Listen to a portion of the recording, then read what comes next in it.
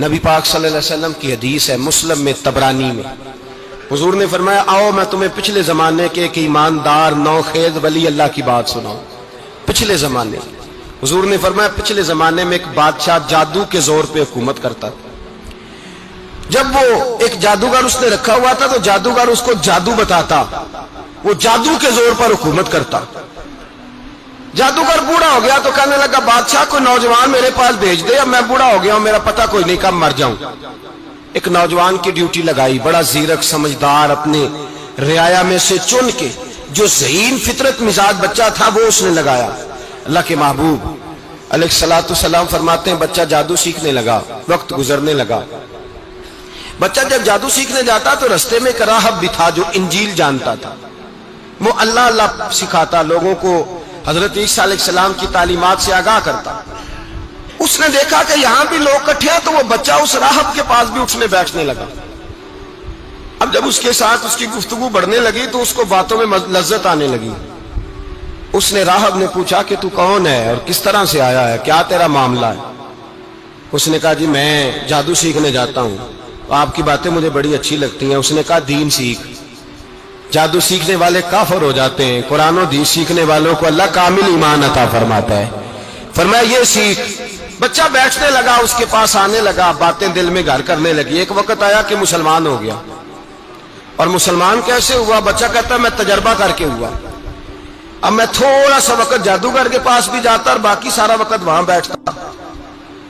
میں ایک دن جا رہا تھا تو رستے میں اژدہا تھا، بہت بڑا سانپ تھا، رستہ روک کے کھڑا تھا۔ یہ حضور نے بیان کی حدیث، نبی پاک صلی اللہ علیہ وسلم فرماتے ہیں بچہ کہتا ہے کہ رستے کے اندر سانپ ہے، رستے بند ہے، لوگ چھتوں درختوں پہ چڑھے، ہراش ہے۔ کہتے چھوٹا سا روڑا میں نے اٹھایا تو میں نے کہا اللہ اگر جادوگر سچا ہے تو اسے مار دے۔ چھوٹا سا روڑا میں نے پھینکا، اژدہا کوئی نہ مرا۔ پھر چھوٹا روڑا اٹھایا، میں نے کہا اللہ اگر وہ عالم سچا ہے تو اسے مار دے۔ اب جب میں نے روڑا مارا تو اژدہا مر گیا۔ میرے اندر سے گواہی آئی نہیں دین کی باتیں سچی ہیں، نہیں قرآن کی باتیں اسلام سمجھانے کے لیے عرض کر رہا ہوں، اگرچہ اس دور میں انجیل تھی، اللہ رسول کی باتیں اچھی ہیں۔ کہتے میں مسلمان ہو گیا، اب میں نے راہب کے پاس ہی رہنا شروع کر دیا، جادوگر کے پاس چھوڑ دیا۔ اس بچے نے آنا، بادشاہ پوچھتا کہاں زیادہ وقت گزارتے ہو تو وہ بات گول کر دیتا۔ وقت تیزی سے بڑھنے لگا، اللہ نے اس نوجوان میں طاقت پیدا کر دی۔ اب وہ اس کے اندر نا اللہ نے توانائی روحانیت پیدا کر دی، ابھی جوان ہے، 14-15 سال عمر ہے۔ اللہ نے اب جو بیمار بھی آتا وہ دعا کرتا تو اللہ صحت عطا کر دیتا، جو بھی آتا۔ بادشاہ کا ایک درباری تھا، بادشاہ کو پنکھا جلتا تھا، وہ اندھا ہو گیا، کوئی ایسی تکلیف آئی کہ نابینا ہو گیا، بڑے علاج کرائے شفا نہیں ہوئی۔ کسی نے اس بچے کا پتہ بتایا کانوں میں، اس کے پاس گیا تو بچہ کہنے لگا شفا تو ہو جائے گی پر کلمہ پڑھنا پڑے گا، مسلمان ہونا پڑے گا، جس پیغمبر کا میں غلام ہوں تجھے بھی بننا پڑے گا، دین پہ عمل کرنا پڑے گا، اللہ شفا دیتا ہے۔ اس نے کہا تو مجھے کلمہ پڑھا، مجھے شفا دے، میں تیار ہوں۔ اس نے کہا شفا تو اللہ دیتا ہے۔ اس نے اللہ تبارک و تعالیٰ کا ذکر کر کے دعا مانگی، یہ مسلم شریف میں حدیث ہے، طبرانی میں موجود ہے۔ اللہ نے اسے شفا دی، اس نے کلمہ پڑھنا شروع کر دیا۔ یہاں ایک نقطہ لکھا ہے ہمارے علماء نے، کہتے ہیں جب اللہ ولایت عطا کرتا ہے نا تو یہ سفید بالوں والے کا حصہ نہیں ہوتی۔ اگر جوانی میں کوئی آدمی توبہ کر کے تصوف کے راستے پہ چلتا ہے تو سب سے زیادہ ولایت اللہ اسے عطا فرماتا ہے، سب سے زیادہ ولایت اس کے پاس ہوتی ہے۔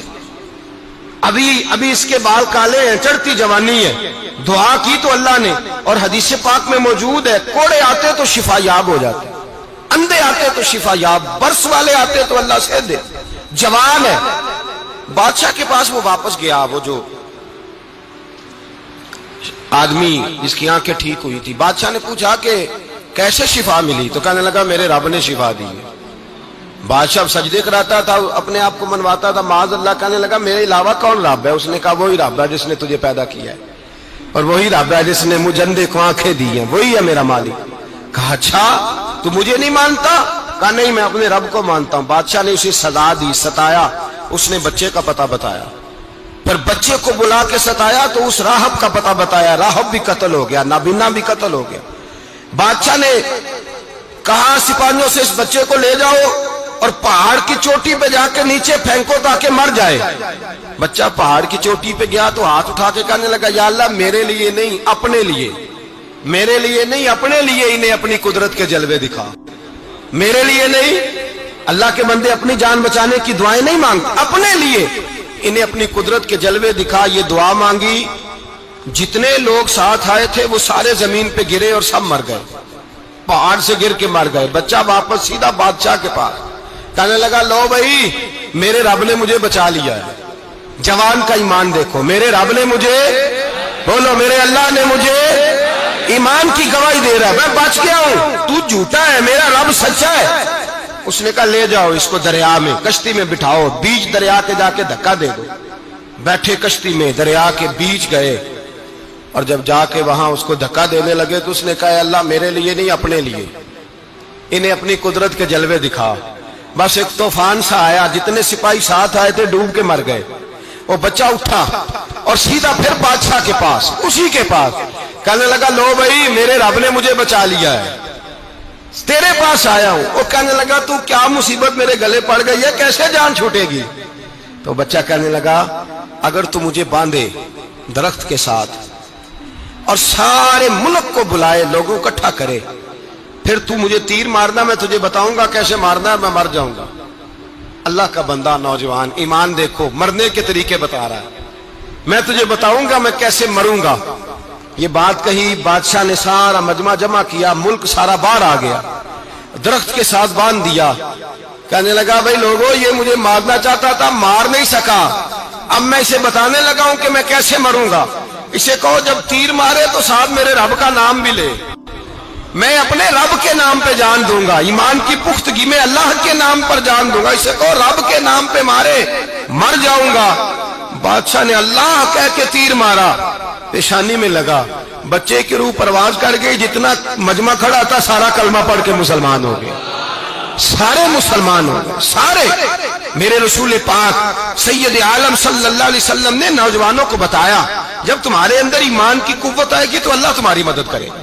فرمایا وہ نوخیز ولی تھا، ابھی جوان رانا تھا، ابھی اس کی پیشانی پر جوانی کے آثار تھے، لیکن اس نے اللہ کو راضی کیا، رب کریم کو راضی۔ ولایت کا مطلب بڑھاپا نہیں، ولایت کا مطلب وہ نہیں کہ جب بڑا لمبا وقت گزر جائے تو پھر آدمی آئے کہ نہیں اب کیا کرنا ہے، اب مسجد ہی ہے، اب تو اس کے علاوہ گزارا ہی کوئی نہیں۔